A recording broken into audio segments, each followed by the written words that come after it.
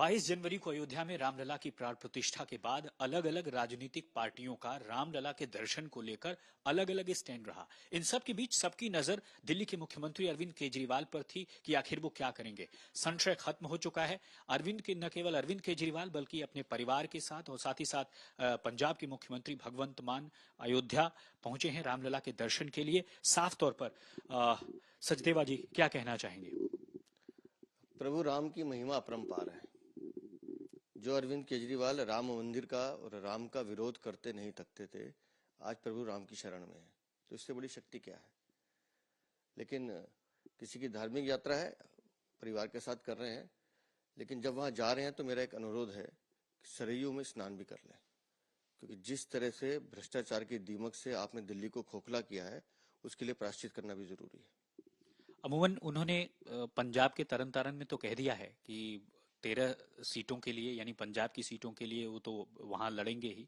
दिल्ली में अभी बातचीत चल भी रही है, पटरी पर है या नहीं है ये तो कुछ दिन बाद ही पता चलेगा। लेकिन उन्होंने ये अपील भी कर ली है कि कुछ काम तो दिल्ली में बीजेपी के लोग करने तो दे नहीं रहे, तो दिल्ली की 7 सीटें इस बार आम आदमी को दीजिए, ऐसा अपील भी किया उन्होंने। दिल्ली की जनता ने आपको काम करने का अवसर दिया था, आपने काम किया। आपने शराब नीति बदली, शराब की दुकानें खोली, युवाओं के हाथ में एक पौए के साथ दूसरा पौआ फ्री दिया। आपने अस्पतालों में नकली दवाई दी, आपने मोहल्ला क्लिनिक में फर्जी टेस्ट किए, नकली पेशेंट बनाए।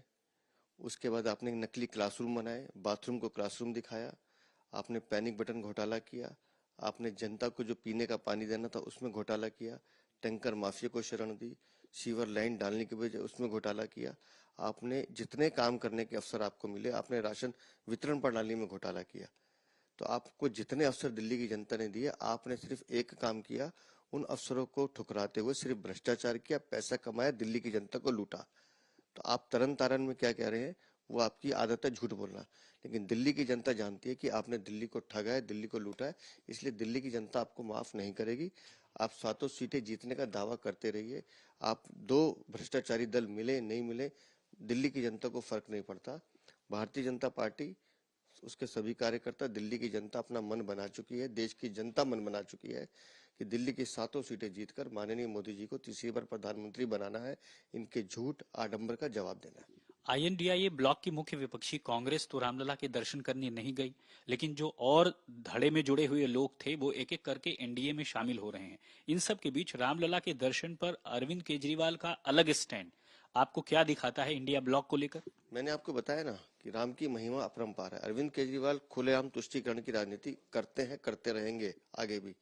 अभी उनको दिख रहा है कि राम की ताकत कितनी बड़ी है। तो एक चुनावी रणनीति के तहत वो अपनी एक यात्रा को अंजाम दे रहे हैं, लेकिन हम सब जानते हैं कि किस तरह से वो कहते थे कि उस मंदिर को नहीं बनना चाहिए, वहां तो कुछ और बनाना चाहिए। लेकिन मैं कह रहा हूँ, राम तो अपने आप में एक ऐसी ताकत है जिसके आगे पूरा विश्व शरणागत होता, तो अरविंद केजरीवाल चीज क्या है। बहुत शुक्रिया बातचीत करने के लिए। तो साफ तौर पर आपने देखा कि जो अपील की गई है दिल्ली के मुख्यमंत्री की तरफ से, उस पर बीजेपी का जवाब। सत्यरंजन राउतरे के साथ राम किंकर सिंह।